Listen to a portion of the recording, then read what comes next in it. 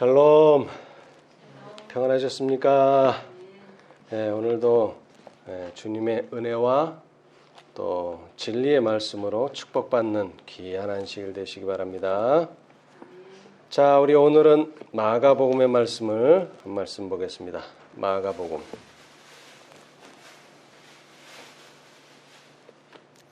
마가복음 10장의 말씀입니다.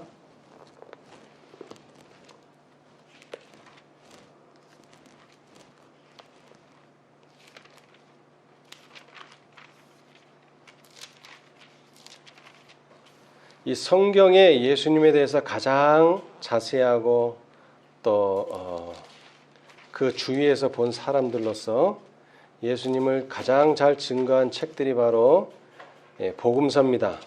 마태, 마가, 누가, 요한의 이 네 권의 책에서 이 모든 것들이 잘 묘사되고 있는데, 그러나 이 네 권의 책은 각기 다 특징이 있고 각기 다 보는 시각이 있기 때문에 똑같은 사건을 글자 하나 틀리지 않고 똑같이 기록하지는 않았습니다. 또 더 나아가서 마태복음에는 있는데 마가나 누가나 요한복음에는 없는 마태만이 감명 깊은 이야기가 있습니다. 또 더 나아가서 마태, 마가, 누가, 요한 이 네 사람이 전부 다 기록한 또 말씀도 있어요. 다시 말하자면 네 사람이 공감할 만큼 중요한 사건들은 이 네 권의 책에 다 기록되어 있지만, 그렇지 않은 이야기나 사건들은 한 책에만 기록되는 경우도 있습니다. 그런데 오늘 저희가 보고자 하는 이 사건은 세 권의 책에서 다루어지고 있어요. 마태, 마가, 누가가 다 이 사건을 기록하고 있는데요. 자, 우리 마가복음 10장 32절을 제가 읽어보겠습니다. 예루살렘으로 올라가는 길에 예수께서 제자들 앞에 서서 가시는데 저희가 놀라고 좇는 자들은 두려워하더라. 이에 다시 12 제자를 데리시고 자기의 당할 일을 일러 가라사대. 자, 여기 보니까 예루살렘으로 올라가는 길이라 그랬습니다. 여러분, 예수님께서 네 번째 유월절 날 돌아가셨는데요. 이 네 번째로 유월절을 맞이하기 위해서 예루살렘으로 올라가시는 길은 뭐하러 가시는 길입니까? 죽으러 가는 길이죠. 복음을 전하러 가는 길도 아니고, 유대인들에게 증거하기 위한 길도 아니고, 성전을 정결케 하는 것도 아니고, 이 길은 죽음으로 가는 길입니다. 그런데 이 예루살렘으로 올라가는 길에 예수께서 제자들 앞에 서서 가시는데 저희가 놀라고 좇는 자들은 두려워하더라. 제자들이 이 예루살렘으로 가는 예수님을 보고 어떻게 됐다고요? 놀랐다 그랬어요. 놀랐다. 자, 그 다음에는 또 뭐라 그랬어요? 두려워하더라. 제자들이 예루살렘으로 올라가는 예수님에게서 느끼는 게 뭡니까? 놀라움이고 또 뭐죠? 두려움입니다. 두려움. 여러분, 예수님은 제가 지난 시간에도 말씀드렸지만 어린 아이도 예수님을 어떻게 해요? 잘 따르고 좋아할 만큼 예수님은 아주 친근한 그런 분이셨어요. 그리고 예수님은 항상 뭐를 제공합니까? 예수님은 뭐를 제공해요? 예수님과 함께 있으면 사람들이 뭘 느껴요? 아, 이 양반하고 있으니까 따분하다. 아니면 아이고, 이 양반하고 있으니까는 내 기가 다 빨려 들어가는 것 같다. 아니면 이 양반하고 있으면은, 이분하고 있으면은 너무나 행복하고 즐겁고 내가 뭔가를 얻어가는 것 같다. 어떤 기분이 들었을까요? 예수님 주위에 있던 많은 사람들이. 특별히 예수님 주위에는 어떤 사람들이 몰려왔죠? 병자들이 많이 몰려왔어요. 병자들. 여러분, 병자를 여러분 병원 가면 느끼시겠지만 병자들 보면은 야, 나 저 사람들하고 같이 좀 오래 있어야 되겠다는 생각이 듭니까? 빨리 거기서 나와야 되겠다는 생각이 듭니까? 아유, 저기 내가 오래 있다가는 나까지 슬퍼지겠다. 그런 생각이 들죠? 왜? 병이 들었단 말이에요. 사람들이 병이 들었어요. 뭐 무슨 죽을 병도 있겠지만 죽지 않을 병이라도 기분 좀, 나 병 들어서 너무 기분 좋아. 이런 사람은 세상에 없어요. 병이 들었다는 말은 내 기분을 가라앉히고 내 분위기를 다운시키고 또 슬픔을 가져오는 게 병입니다. 그런데 그런 사람이 예수님한테 몰려오면 첫째 낫기도 전에 안진뱅이가 일어서고 귀머거리가 듣고 소경이 눈을 보고 그 다음에 벙어리가 말을 하기 전에 예수님한테 오면 느끼는 게 뭐예요? 야, 내가 여기 오기를 참 잘했다. 여기 오니까 뭐가 느껴져요? 생기가 느껴지고 뭔가 내가 나을 것 같다 하는 생각이 들어요. 그런데 오늘은 그런 예수님에게서 뭘 느낀다고요? 놀라움을 느끼고 더 나아가서는 뭐예요? 두려움을 느끼게 됐어요. 네. 여러분, 겟세마네로 가는 그 세 제자가 뭘 느꼈을까요? 예수님하고 같이 겟세마네 동산에 가는 제자들이 예수님에게서 말로 하지는 않으시지만은 얼굴에서 또 표정에서 큰 슬픔이 있다는 것을, 고통을 있다는 것을 느끼고 있었어요. 그런데 그것은 세 제자만 느낀 것이고 오늘 여기 12제자들은 다 같이 예루살렘으로 올라가는 예수님에게서 두려움을 느끼게 됐어요. 그런데 이제 예수님께서 말씀으로 하십니다. 그 두려움이 무엇인지. 자, 33절. 보라, 우리가 예루살렘에 올라가노니 인자가 곧 예수 자신이 대제사장들과 서기관들에게 넘기움에 저희가 죽이기로 결안하고 이방인들에게 넘겨주겠고 그들은 능욕하며 침뱉으며 채찍질하고 죽일 것이니 저는 3일 만에 살아나리라. 아멘. 지금 예수님께서 뭘 말씀하세요? 예언을 말하고 계세요. 예언. 자, 그런데 어떤 예언입니까 이게? 예수님께서 자기가 죽는 것에 대해서 지금 말씀하고 계세요. 자기가 받을 고통에 대해서 말씀하고 계세요. 자기가 어떻게 죽을 것을 말씀하시고 결론적으로는 그렇지만 3일 만에 살아나리라 예언하셨어요. 여러분, 우리가 이 성경절을 읽을 때 우리는 심각하게 읽습니다. 그리고 이게 무슨 일이 벌어질지 우리는 압니다. 그런데 이때 당시에 12명의 제자들은 이 상황을 이해를 했을까요? 못했을까요? 이 예언을 어떻게 알아요? 못했는지. 자, 그 다음 이야기를 읽어보면 나와요. 이 사람들이 이해를 못했다는 걸. 그 다음 이야기 35절. 세베대의 아들 야고보와 요한이 주께 나와 여짜오되 선생님이여 무엇이든지 우리의 구하는 바를 우리에게 하여 주시기를 원하옵나이다. 지금 선생님이 뭐라고 얘기했죠? 조금 전에 나 죽는다 그랬는데 제자들은 뭘 원한다고요?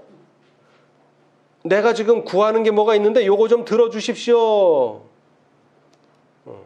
완전히 마이동풍 이야기를 하고 있는 거예요. 지금 예수님은 죽는다는데 내 손을 들어달라는 거예요. 지금 그것도 저기 생판 모르는 사람이 아니라 계속 예수님을 3년이나 따라다녔던 제자 중에서도 가장 사랑스러운 제자 요한 그리고 야고보가 와서 한다는 말이 제 소원 좀 들어주십시오. 그래서 예수님이 그래 뭐냐 그랬더니 뭐냐면은 여짜오되 주의 영광 중에서 우리를 하나는 주의 우편에 하나는 좌편에 앉게 하여 주옵소서.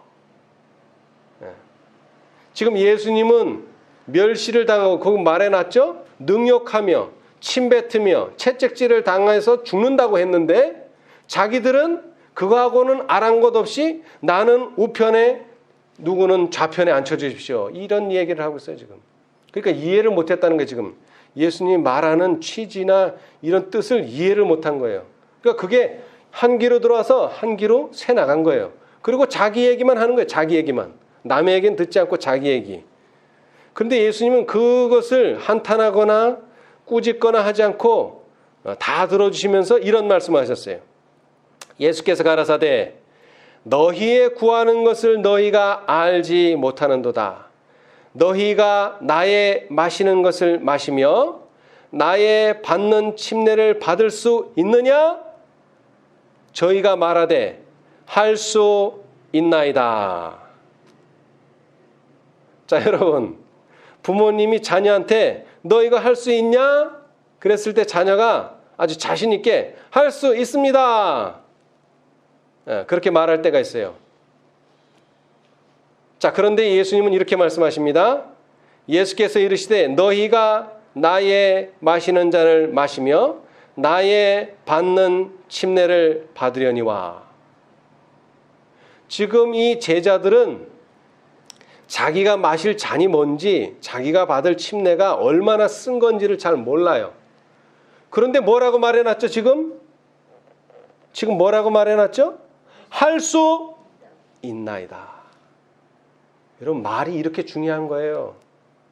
할 수 없는데도 자기 능력이 90이다 그러면 100을 요구해요. 그러면 할 수 없어요. 그런데 말로 뭐 해놨으면, 할 수 있다고 말해놨으면 그 말을 이루어지기 위해서 예수님은 도와주신다는 것입니다.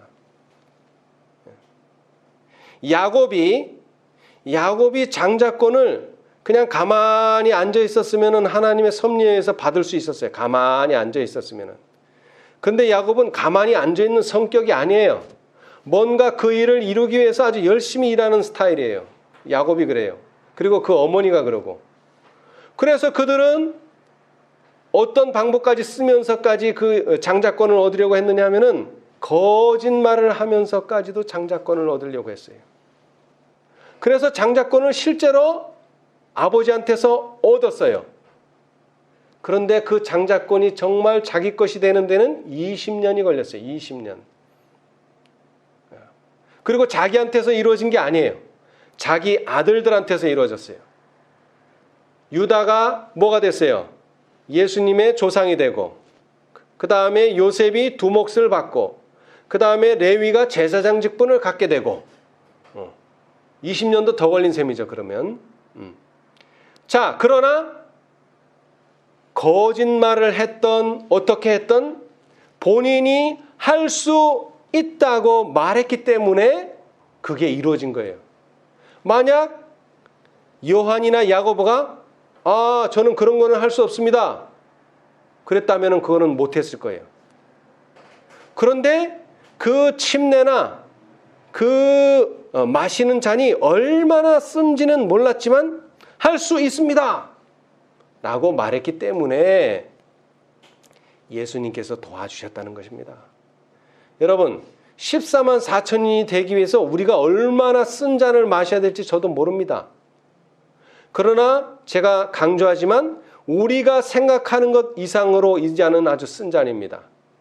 우리가 생각하는 것 이상으로 이것은 아주 쓰디 쓴 침례입니다.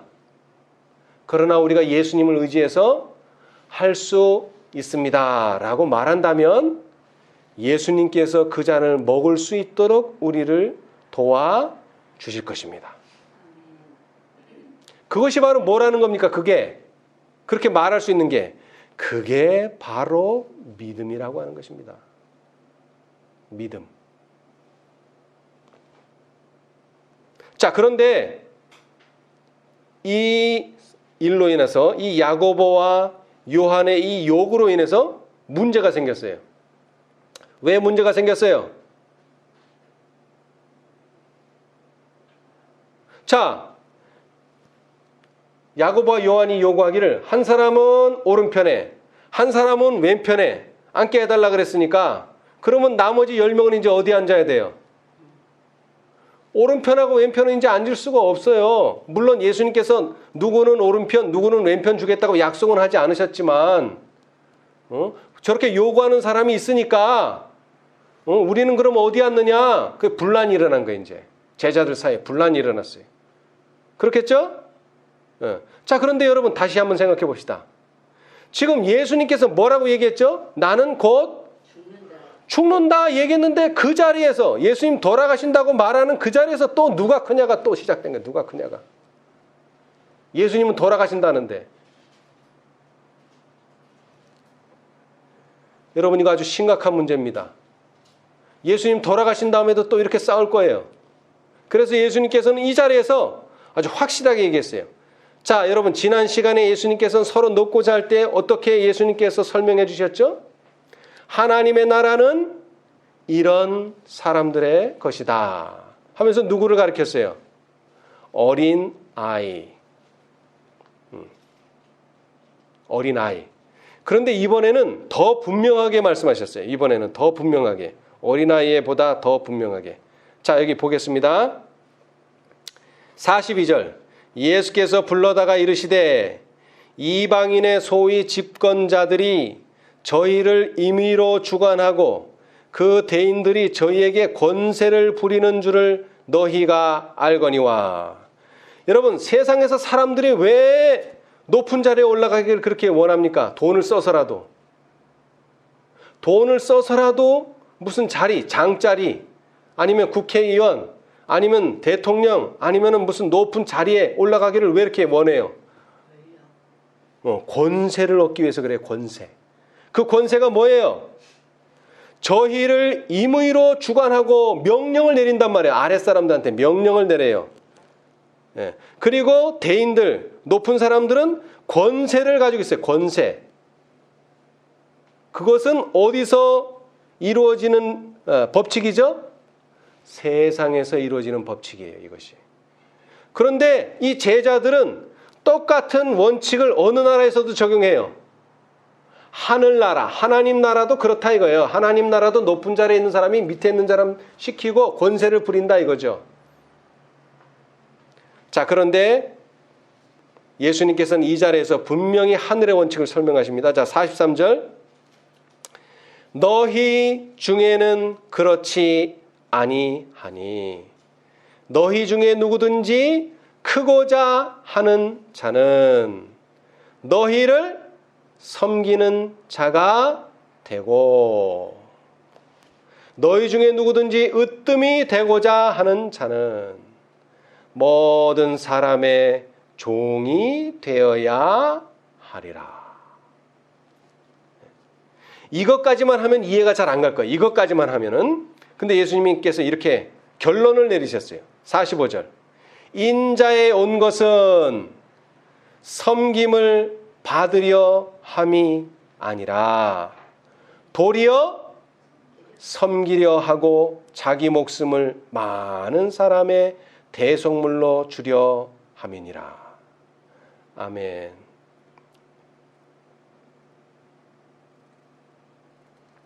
여러분,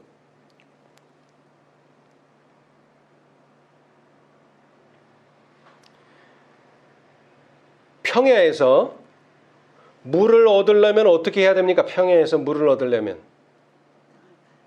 땅을 파야 돼요. 우리가 경험적으로 알죠? 자, 그런데 왜 우리가 땅을 파야 됩니까? 왜 높은 곳에서는 물을 얻을 수 없을까요? 왜 땅을 파야지만 그 속에서 물이 나올까요? 자, 물은 위에서 아래로 흘러 들어갑니다. 그러니까 물이 안 보인다는 말은 물이 지금 내 시야에 없다는 것은 물이 땅속 밑에 있다는 얘기죠. 왜? 물은 위에서 아래로 스며들기 때문에. 그 스며드는 물을 우리가 얻기를 원한다면 우리는 땅을 파야 됩니다. 우리가 낮아져야 돼요. 낮아지지 않으면 절대로 물은 얻을 수가 없습니다. 자, 그런데 이것은 평야에서의 말이고, 자, 산에 올라가면 우리는 어떻게 됩니까? 산에 올라가면 어디서 물이 납니까? 산에 가면 계곡에서 물이 나죠? 자, 산은 높은데 왜 그 높은 곳에서 물이 날까요? 땅을 파야지 물이 나와야 되는데. 왜 그럴까요? 자, 여러분 잘 들으세요. 이 평야에 있는 물은 누군가 그 물을 끌어들여 줄 누군가가 아니라 어떤 이 천연계 가운데 어떤 힘에 의해서 그 땅 속에 있는 물을 끌어들여 줄 힘이 없습니다. 평야에는. 그러나 산에는 그 물을 끌어들일 힘이 있어요. 그 힘이 뭐냐 하면은 응집력이라고 하는 거예요. 응집력. 물은 뭐가 있느냐면 응집력이 있어요. 그죠? 자, 무슨 얘기냐면, 자, 보세요. 자, 빨대를 이렇게 굵은 걸 만들어서 물을 빨면은 물이 빨려와요? 안 와요? 안 와요. 왜? 물의 응집력은 좁으면 좁을수록 응집력이 강해지지만 넓으면 넓을수록 응집력은 없어요. 그러니까 이 식물들은 이 물을 빨아 올리기 위해서는 관을 굵게 만들어야 돼요? 가늘게 만들어야 돼요? 가늘게 만들어야 돼요. 이 굵게 만들면 이 물을 못 빨아 올려요. 응집력이 약하기 때문에. 응집력은 모세혈관, 그러니까 관이 얇으면 얇을수록 응집력은 더 강해져요. 자, 그 다음에는 또 뭐가 필요하느냐면 그냥 응집력만 있는다고 하는 게 처음에 마중물처럼 뭔가 물을 빨아 올리는 힘이 있어야 돼요. 그게 이제 이 식물들로 말하자면 산소 동화작용을 하는 것이겠죠. 그런데 하나님께서는 산에서 물이 흘러나도록 천연계를 계획하셨어요. 물의 응집력에다가 하나님의 섭리로 그 물을 빨아 올리는 힘이 한 번만 작용하면 그 물은 어떻게 되는지 계속 흘러나오는 거예요. 여러분, 펌프질을 한 번 시작하게 되면 처음에는 펌프질을 막 해야 되지만 한 번 물이 올라오기 시작하면 그때서부터는 어떻게 돼요? 살살만 해도 계속 물은 나오죠. 그죠? 내가 물을 퍼먹으면 또 채워주고, 물을 퍼먹으면 또 채워주고. 광야에서 물이 어디서 나왔습니까, 여러분? 반석에서 나왔어요. 그냥 모래바닥에서 나온 게 아니에요. 반석에서 나왔어요. 이것은 천연계의 법칙이기도 해요. 반석에서. 밑에 땅속에 있는 물을 반석이 빨아올리는데 그 빨아올리는 첫 번째 힘은 하나님의 이적에 의해서 되지만 그 이적이 한번 행사하면 그 물은 계속 흘러내리는 거예요. 자, 여러분, 예수님은 이 세상에 왜 오셨는가? 사단은 하나님은 뭐라고 그랬느냐면 독재자라 이거예요. 자기 마음대로 법을 만들고 자기 마음대로 행사하고 우리는 종처럼 그저 하나님의 십계명의 율법에 그저 조아리고 순종을 해야지만 겨우 살고 그 불순종하면 죽인다는 하나님은 독재자다 하는 인상을 세상 사람들한테 꽉 집어넣었어요. 그러니까 세상에서는 왕이라는 게 뭐예요? 권세를 갖는 거죠. 왕. 그게 왕이에요. 그런데 하나님 나라의 왕은 뭐라고요? 보좌만 높이 앉았을 뿐이지 실제로는 뭐 하는 사람이에요? 섬기는 사람이다 하는 거죠. 예수님께서는 여기에 인자가 온 것은 섬김을 받으려 함이 아니요 도리어 섬기려 하고 자기 목숨을 많은 사람의 대속물로 주려 함이니라. 이것은 십자가를 가리키기도 하지만 십자가 전에 다락방에서 아무도 남의 발 씻겨주지 않으려고 딱 버티고 있을 때 누가요? 예수님께서 수건을 허리에 차시고 옷을 걷어붙이시고 수건을 허리에 차시고 누구부터 발을 씻겨주셨어요? 제일 예수님과 원수관계에 있는 유다의 발부터 씻겨주셨어요. 무릎을 꿇고, 예수님이 무릎을 꿇고. 여러분 발을 씻겨보셔서 알겠지만 무릎 꿇지 않으면 쪼아리고 하기도 힘들어요. 무릎을 꿇어야 제일 편해요. 예수님이 제자 앞에 무릎을 꿇고 발을 씻겨주셨어요. 이것은 하나님에 대한 이 우주의 통치자에 대한 오해를 풀어주는 거예요. 하나님은 이 우주의 통치자는 굴림을 받기 위해서 존재하는 존재가 아니라 너희를 섬기고 너희 목숨을 구해주기 위해서 존재하는 분이다. 너희의 행복을 위해서 존재하는 분이다. 라고 하는 것을 설명해 주는 겁니다. 자, 이 똑같은 원리가 누구에게도 적용돼요? 왕이 그렇다면 신하도 그렇게 돼야 되겠죠? 자, 신하도 뭐가 있어요? 신하도 신하도 지위가 있어요. 지위. 이거 계급은 아닙니다만 지위가 있어요. 하나님한테서 가장 가까이 있는 존재가 있고 조금 떨어진 존재, 더 떨어진 존재, 멀리 있는 존재들 있어요. 그러면 이것을 어떻게 나눕니까? 누가 예수님 가장 가까이 또는 보좌에 가장 가까이에 있을 수 있습니까? 누가?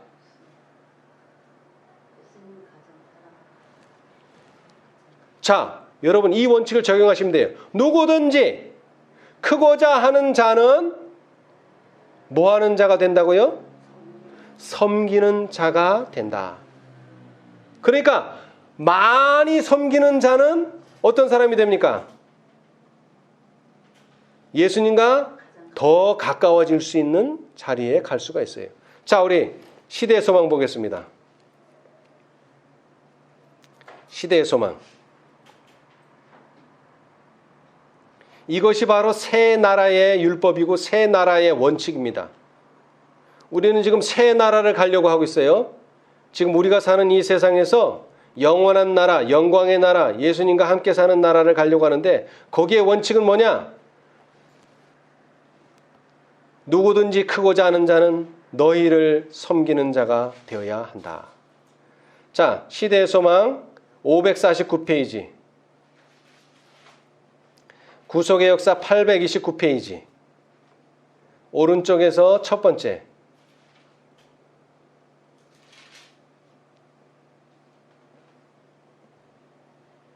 그리스도에게 가장 가까이 설 사람은 이 땅에서 그리스도의 자기 희생적인 사랑.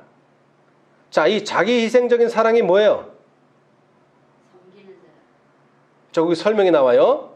자랑하지 아니하며. 자, 이 사람 자랑할 게 있는 사람이에요? 없는 사람이에요? 자랑할 게 있는 사람이에요. 어떤 형태로든지 자랑할 게 있어. 그런데 뭐를 안 해? 자랑을 안 해. 그 다음에 뭐를 안 해요? 교만하지 아니하며. 그 다음에 더 나아가서는요. 자기의 유익을 굳이 아니하며. 자, 그 다음에는요. 성내지 아니하며. 그 다음에는요. 악한 것을 생각지 아니하는 사랑. 이게 바로 고린도전서 13장 사랑에 대해서 나오는 장에 언급된 내용이죠. 자, 그런 사랑. 마치 우리 주님을 움직였듯이 제자들로 하여금 인간을 구원하기 위하여 죽기까지 모든 것을 주고 생애하고 수고하고 희생하게 한 사랑의 정신을 가장 깊이 체득할 자들이 될 것이다. 사랑의 정신을 가장 깊이 체득한 자들이 어디에 있게 된다고요? 그리스도에게서 가장 가까이 설 사람이다. 여러분, 야곱은 장자권에 대한 아주 열망이 있었어요. 그런데 뭐를 몰랐어요? 하나님에 대해서 잘 이해를 못했어요. 장자권을 빼앗는 건 줄 알았어요. 장자권을 성취하는 건 줄 알았어요. 자기 손으로 움켜쥐는 줄 알았어요. 근데 그게 아니에요. 장자권은 어떻게 주어지는 겁니까? 어떻게 주어지는 거예요, 장자권은? 능력에 의해서 주어지는 게 아닙니다, 여러분. 장자권은. 품성에 의해서 주어지는 거예요. 자, 우리 왼쪽. 이번엔 왼쪽 보겠습니다. 시대의 소망 549페이지. 왼쪽 단 맨 밑에 그분은 계속해서 내 좌우편에 앉는 것은 나의 줄 것이 아니라 내 아버지께서 누구를 위하여 예비하셨든지 그들이 얻을 것이니라고 말씀하셨다. 하나님 나라에서의 지위는 정실을 통하여 얻어지는 것이 아니다. 여러분, 정실이 뭐예요? 정실. 정실. 자, 정실 국어사전에 이렇게 나와 있어요. 사사로운 의리나 인정에 이끌리는 일. 자, 야고보와 요한은 누구라고요? 예수님의 둘도 없는 제자예요. 수제자예요. 수제자. 얼마나 가까워요. 우리보다 14만 4천인보다 더 가까워요. 예수님하고. 자, 그래서 예수님이 그래 너는 우편 너는 좌편에 앉으라 그랬어요? 아니요. 뭐라 그랬어요?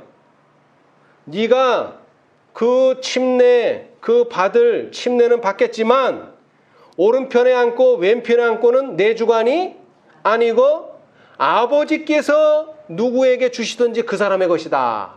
그랬어요. 그랬는데 그 누구한테 주시는가를 좀 더 읽어보니까 이거예요. 이것은 획득하는 것도 아니요. 자, 야곱은 어떻게 했죠? 이것을 획득하려고 그랬어요. 얻으려고 했고 취하려고 했단 말이에요. 장자권을. 독단적인 증여를 통하여 받을 수 있는 것도 아니다. 자, 예수님께서 그래 너 가져라 이렇게 준다고 증여를 통해서 주어지는 것도 아니에요. 자, 그럼 어떻게 주어지는가? 이것은 무슨 결과이다? 품성의 결과이다. 어떤 품성일까요?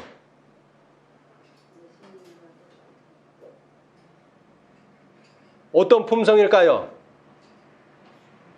마음이 온유한 자는 복이 있나니 뭐라 그랬어요? 어떤 복이 있다 그랬어요?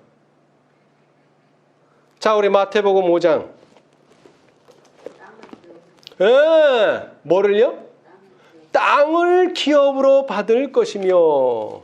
여러분, 땅을 받았는데 하늘나라 못 간다. 그럼 말이 됩니까 이거? 그 땅 주인이 안 왔으면 그 땅 맨날 노는 땅이 되겠죠? 그렇죠? 그럼 무슨 말이에요 그러면은? 온유한 자는 하늘에 간다는 말이에요? 못 간다는 말이에요? 간다는 말입니다 여러분. 간다는 말이에요. 온유한 자는 하늘에 갑니다 여러분.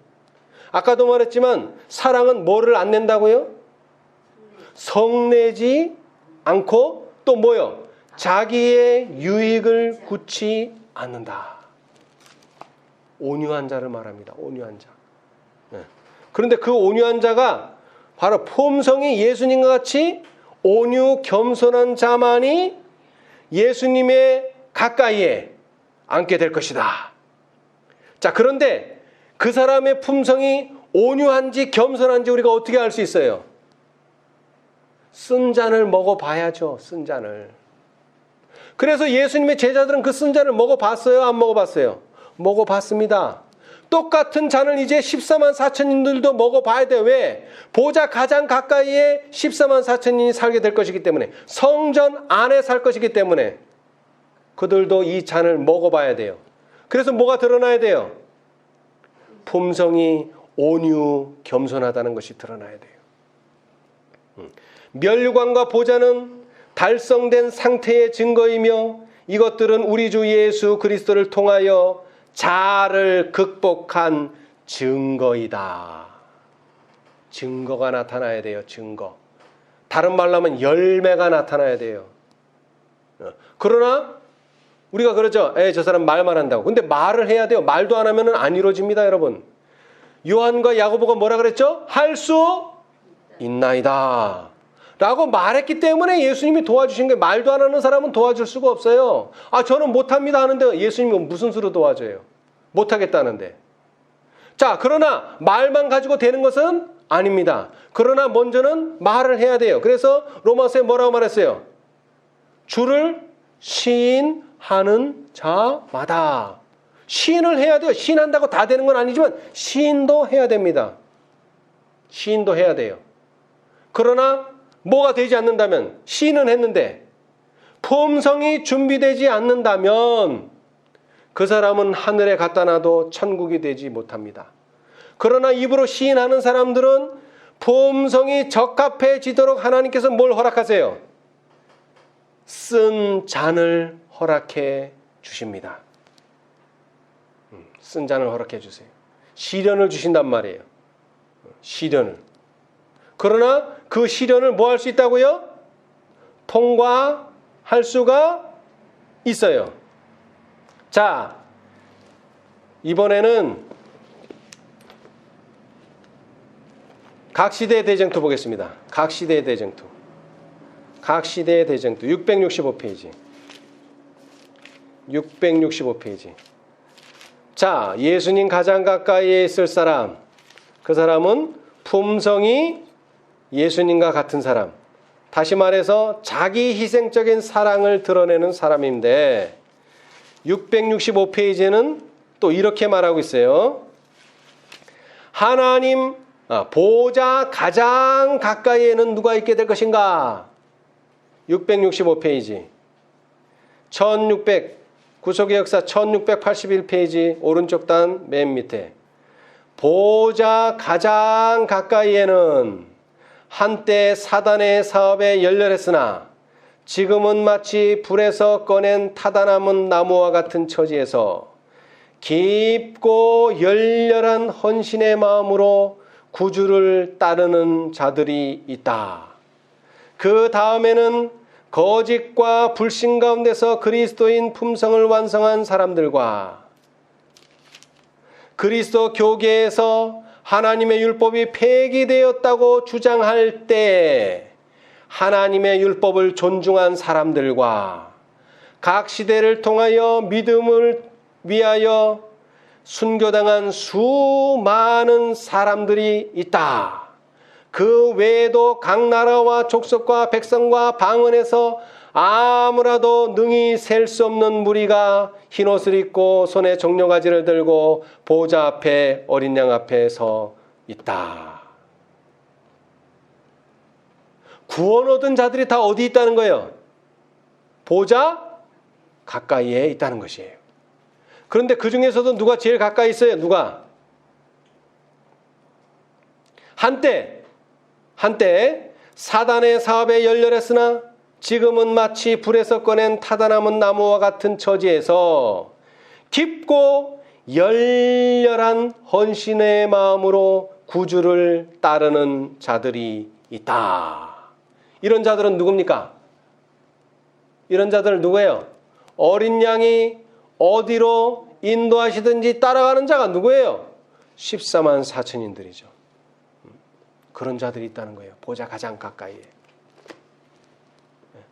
그런데 제일 중요한 것은 그런 보좌 가장 가까이에 가려면 하나님은 예수님을 가장 잘 따라가야 되는데 예수님이 지금 어디로 가고 계십니까? 예루살렘으로 올라가고 계세요. 죽으러 가신단 말이에요. 그럼 우리도 무슨 준비를 해야 돼요? 제자들도 무슨 준비를 해야 돼요? 죽을 준비를 해야죠. 그런데 제자들은 지금 죽을 준비를 하는 게 아니라 오른쪽에 앉냐 왼쪽에 앉냐 그거 지금 따지고 있어요. 오른쪽에 앉냐 왼쪽에 앉냐. 우리는 정신을 차려야 돼. 지금 오른쪽에 앉냐 왼쪽에 앉냐 따질 때가 아니에요. 지금은. 우리는 뭐 할 때라고요? 예수님과 같이 죽음을 맞이할 준비를 해야 된다 이 말이에요. 예수님께서 겟세마네 동산에서 왜 그렇게 기도하셨습니까? 왜 기도하셨어요? 사람들이 예수님을 능욕하고 사람들이 예수님에게 침을 뱉고 사람들이 예수님을 채찍질할 때에 마음이 약해져서 사단에게 굴복하지 않도록 해달라고 이렇게 능욕하고 침뱉고 채찍질하도록 허락하신 그리고 더 나아가서는 십자가에 죽도록 허락하신 아버지 하나님을 원망하지 않게 해달라고 예수님께서 기도하셨어요. 오죽하면 이렇게 기도하셨겠어요. 이 잔이 내게서 지나가게 해 주십시오. 이것은 인간의 마음이에요. 그러나 뭐라고 마지막으로 기도하셨죠? 내 뜻대로 마옵시고 아버지의 뜻대로 하옵소서. 여러분, 야고보와 요한의 뜻은 뭡니까? 오른쪽에 앉고 왼쪽에 앉는 거예요. 근데 그 야고보와 요한은 그것만 주장했어요. 하나님이 자신들에게 뭘 원하는지는 듣지 않았어요. 여러분, 오늘 우리는 예수님께서 우리에게 뭘 원하시는지 들어야 합니다. 예수님께서는 여러분에게 질문하십니다. 뭐라고 질문하십니까? 내가 나를 따라오려거든 뭐를 지고? 자기 십자가를 지고 나를 따르라. 오늘 이제 우리는 늦은 비를 받게 될 것입니다. 또 칠재앙도 견뎌내게 될 것이죠. 더 나아가서는 짐승과 그의 우상과 싸워서 이기게 될 것입니다. 근데 누가 이기게 될 것인가요? 너희를 섬기는 자가 이길 것이고, 그 다음에 모든 사람의 종이 되는 자가 이길 것이고, 그 다음에는요, 예수님의 모본을 따라서 다른 사람을 섬기는 자가 이기게 될 것입니다. 자, 그런데 여기에 이 장에 아주 중요한 말씀이 하나 있는데요. 자, 제가 한번 읽어보겠어요. 자, 우리 시대의 소망 550페이지, 구속의 역사 830페이지.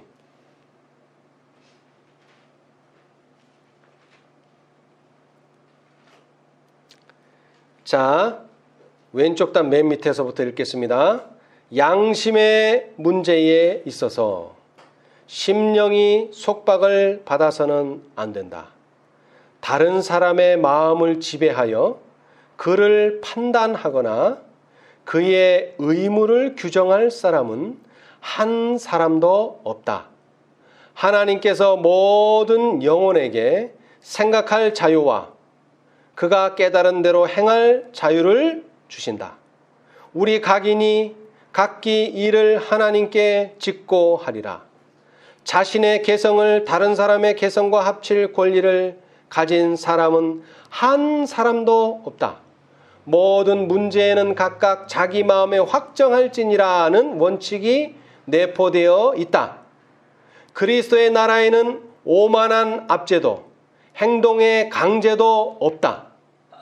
하늘의 천사들은 지배하고 충성을 강요하려고 세상에 내려온 것이 아니요, 은혜의 사자로서 인류를 향상시키는 일에 사람들과 협력하려고 내려오는 것이다.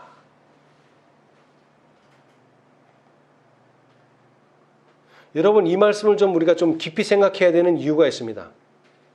오늘날 어떠한 교회에서도 첫째 천사의 사업, 둘째 천사의 사업, 무슨 천사의 사업을 말하는 교회는 제7일 안식일 예수 재림교회밖에는 없습니다.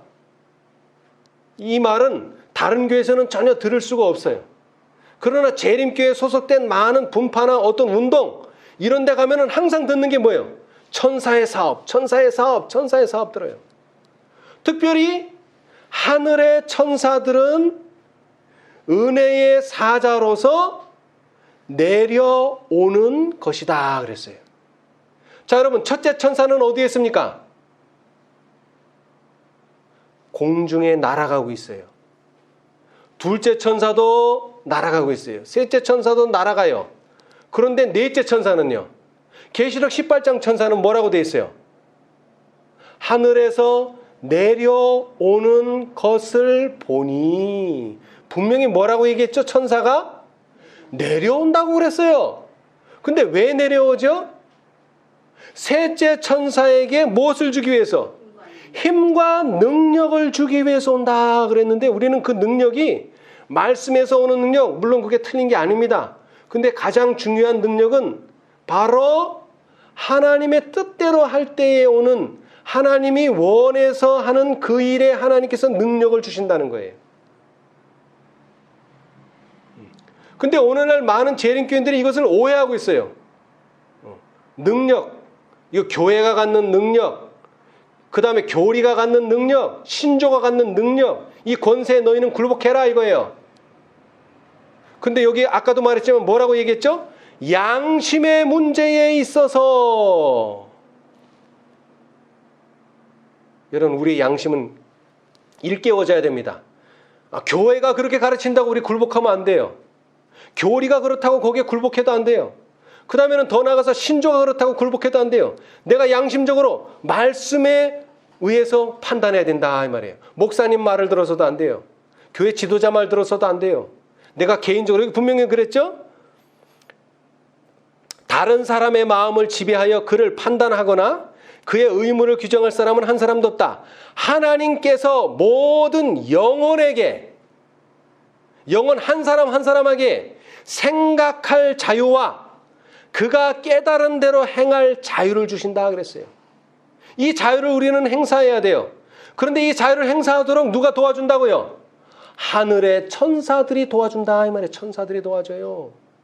넷째 천사가 그래서 내려왔어요. 뭘 주려고? 힘과 능력을 주려고. 근데 우리는 그 힘과 능력이 교회에서 오는 줄 알고 교리에서 오는 줄 알고 신조에서 오는 줄 아는데 그게 아니에요. 예수님에게서 오는 것이고 말씀 그 자체에서 오는 거예요. 자, 여기 능력에 대해서 이 장에서 이야기하고 있는 것을 한번 보면요. 자, 봅시다. 자, 우리 시대의 소망 549페이지. 시대의 소망 549페이지.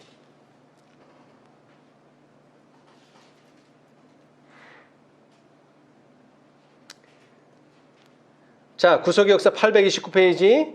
위에서 오른쪽 단 위에서 첫 번째 그리스도에게 가장 가까이 설 사람은 이 땅에서 그리스도의 자기 희생적인 사랑 즉 자랑하지 아니하며 교만하지 아니하며 자기의 유익을 구치 아니하며 성내지 아니하며 악한 것을 생각지 아니하는 사랑 마치 우리 주님을 움직였듯이 제자들로 하여금 인간을 구원하기 위하여 죽기까지 모든 것을 주고 생애하고 수고하고 희생하게 한 사랑의 정신을 가장 깊이 체득한 자들이 될 것이다. 이 정신이 바울의 생애 가운데 명백히 나타났다. 바울은 내게 사는 것이 그리스도라고 말하였다. 왜냐하면 그의 생애는 사람들에게 그리스도를 나타냈기 때문이다.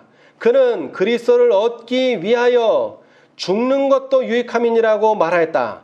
죽음 그 자체도 그리스도의 은혜의 능력을 나타낼 것이었으며 영혼들을 그에게 모을 것이었다. 바울은 살든지 죽든지 내 몸에 그리스도가 존귀히 되게 하려 한다고 말하였다. 여러분, 우리가 이 천사의 기별을 자꾸 하다 보니까 자꾸 기별을 정의를 내리고 기별을 자꾸 설명을 해요. 물론 그거 틀리다는 게 아닙니다. 그러나 그 본질을 벗어나면 안 돼요. 그 본질은 뭡니까? 그리스도의 은혜에 뭐가 나타나야 돼요? 그리스도의 은혜에 뭐가 나타나야 돼요? 능력. 근데 이 능력은 어디서 나타난다고요? 그리스도가 있을 때 나타나지 그리스도 없을 때는 절대로 이 능력은 나타나지 않습니다. 그래서 여기 말했잖아요. 사도 바울이 내가 사는 것은 갈라디아 2장 20절을 내가 이제 사는 것은 나를 사랑하사 나를 위해 자기 몸을 버리신 하나님의 아들을 믿는 믿음 안에 사는 것이니라. 그 믿음으로 산다는 게 뭐냐면 그리스도가 내 안에 사셔야지만 내 안에서 뭐가 나타난다는 거예요? 그리스도의 은혜의 능력이 나타난다는 것입니다. 그리스도 없이는 능력이 나타나지 않아요. 근데 우리는 여태까지 뭐만 소개하고 뭐만 강조했어요? 안식일, 율법. 그러니까 뭐가 안 나타나 거기서? 은혜의 능력이 당연히 안 나타나죠. 더 강조해서 말하자면 첫째부터 다섯째까지 거기에 초청은 거의 없어요. 다 뭡니까? 경고예요, 경고. 특별히 셋째 천사는 뭐를 받지 말라? 짐승의 표를 받지 말라는 경고예요. 그런데 우리는 그것을 경고로 해석하지 말고 뭐로 해석하라는 거예요? 은혜의 사자로 해석하라는 거예요. 자, 짐승의 표의 반대가 뭡니까? 짐승의 표의 반대가 뭐예요? 하나님의 인, 하나님의 인을 받자는 거죠. 하나님의 인을 받은 자는 짐승의 표를 받을 수가 없어요. 이미 인을 받았기 때문에. 짐승의 표를 받을 자리가 없어요. 그러나 하나님의 인을 받지 않는다면요. 그가 짐승의 표를 원치 않더라도 강제로라도 짐승의 표를 받게 될 것입니다. 그것을 경고하고 있는 거예요. 셋째 천사는. 네가 원해서 받고 원치 않는다고 안 받는 게 아니라 네가 하나님의 인을 받지 않는다면 너는 결국에는 짐승의 표를 받을 수밖에 없게 될 것이다. 더 정확하게 말하자면 재림교인들에게 해당하는 내용이다 이 말이에요. 왜? 세상 사람들은 짐승의 표와 하나님의 인을 몰라요. 개신교인들도 몰라요. 천주교인들도 몰라요. 그러나 재림교인들은 알아요. 그러나 이것을 그렇게 중요하게 오늘날 여기지 않아요. 여러분, 어린아이가 칼을 가지고 있을 때 우리가 어떻게 뺏을 수 있습니까? 어린아이를 위협하거나 어린아이를 협박하면 어린아이는 절대 그거 놓지 않습니다. 뭐를 해야 됩니까? 그 어린아이가 좋아할 것을 주면 그는 손을 놓고 그 좋아하는 것을 집음으로 그 칼을 놓게 된 것입니다. 하늘의 천사는 오늘날 우리를 돕기 위해 내려왔는데 이것은 경고의 천사기도 하지만 더 나아가서는 은혜의 사자라는 것을 사람들이 깨달아야 된다는 것입니다. 은혜의 사자입니다. 다시 말하지만 은혜의 사자. 이 은혜의 사자를 깨닫지 못한다면 우리는 권력을 행사하게 될 것이고 강요하게 될 것이고 너 믿어야 돼. 너 안식을 지켜야 돼. 강요하게 될 것입니다. 그러나 그런 걸로는 절대로 뭐가 안 바뀝니까? 마음이 바뀌지 않습니다. 안식일은 지킬 수 있어요. 강제로. 그러나 마음은 안 바뀝니다. 마음이 안 바뀌면 어떻게 됩니까? 장자권은 얻을 수 없습니다. 뺏을 수는 있죠. 장자권을 뺏을 수는 있지만 장자권을 얻을 수는 없어요. 그래서 야곱의 마음이 장자권을 행사할 수 있는, 얻을 수 있는 마음이 되기 위해서 20년간 그는 어떤 생애를 했습니까? 속이는 결과가 얼마나 무섭다고 하는 것을 외삼촌한테서 배웠어요. 그죠? 자기는 한 번만 속였는데 외삼촌은 아주 여러 번 속였어요. 야곱을. 그럴 때마다 그는 뭘 생각했을까요? 내가 속였다. 내가 속였다. 내가 아버지를 속였다. 그걸 기억했어요. 그래서 그것을 인내하고 7년을 기다렸는데 또 속이고 또 인내하고 7년을 기다렸는데 또 속이고 그러나 결국 어떻게 됐어요? 자기가 원하는 부인도 얻게 됐고 또 자기가 가장 원했던 뭐를 얻게 됐습니까? 장자권을 얻게 됐습니다. 여러분. 오늘 우리에게도 예수님께서 말씀하십니다. 이제 우리도 영광의 면류관을 얻게 될 것인데 계시록 3장에 말한 대로 이기는 자에게 주어지는 하나님 보좌에 앉게 될 것입니다. 하나님 보좌 우편에 앉게 될 것입니다. 그러나 이 보좌에 가기 전에 우리 모두는 다 무엇을 경험해야 합니까? 받아야 될 침례, 마셔야 될 잔을 꼭 마셔야 됩니다. 이것을 피해갈 수는 없습니다. 그러나 우리가 뭐 한다면 야고보와 요한처럼 할 수 있나이다 라고 말한다면 예수님께서 우리 모두를 도와주실 것입니다. 마실 수 있도록, 그 다음에 그 침례를 받을 수 있도록, 그래서 우리가 정말로 14만 4천인의 특권을 누릴 수 있는 자리에 앉게 될 것입니다. 여러분, 오늘 이 귀한 약속의 말씀을 통해서 예수님께서 분부하신 것처럼 새 나라의 원칙은, 새 나라의 율법은 뭐라고요?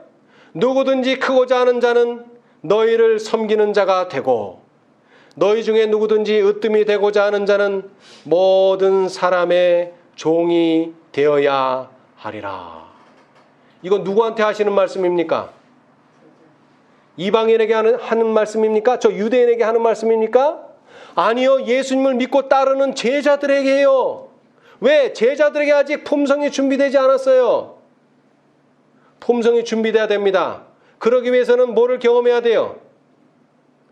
누구든지 크고자 하는 자는 너희를 섬기는 자가 되는 경험.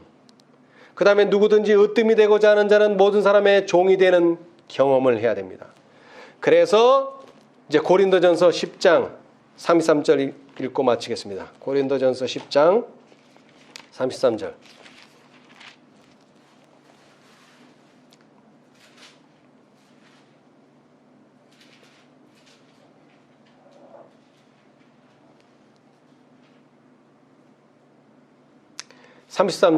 나와 같이 모든 일에 모든 사람을 기쁘게 하여 나의 유익을 굳이 아니하고 많은 사람의 유익을 구하여 저희로 구원을 얻게 하라. 우리 모두 이 예수님의 정신을 배우게 되셔서 정말로 예수님이 원하는 제자들 다 되시고, 그래서 우리 모두 14만 4천인의 놀라운 특권 누리게 되는 저와 여러분이 되시기를 간절히 바라면서 말씀 마치겠습니다. 감사합니다. 하늘에 계신 감사하신 저희들의 아버지, 오늘 또 예수님의 생애 가운데서 귀한 교훈 얻게 해 주셨사오니 감사합니다. 특별히 이제 예수님께서 새로운 나라, 참으로 당신의 의와 당신의 법이 서게 될 그 은혜의 왕국을 십자가에서 세워주셨습니다. 그러나 이 나라가 세워지기 위하여 예수님께서 흘리신 그 보혈이 얼마나 귀중한지 다시 한번 배우게 해 주셨사오니 감사합니다.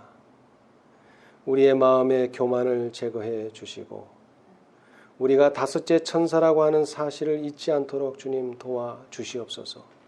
경고의 천사가 아니라 은혜의 사자가 되어야 한다고 하는 사실을 다시 한번 기억하게 도와주시옵소서.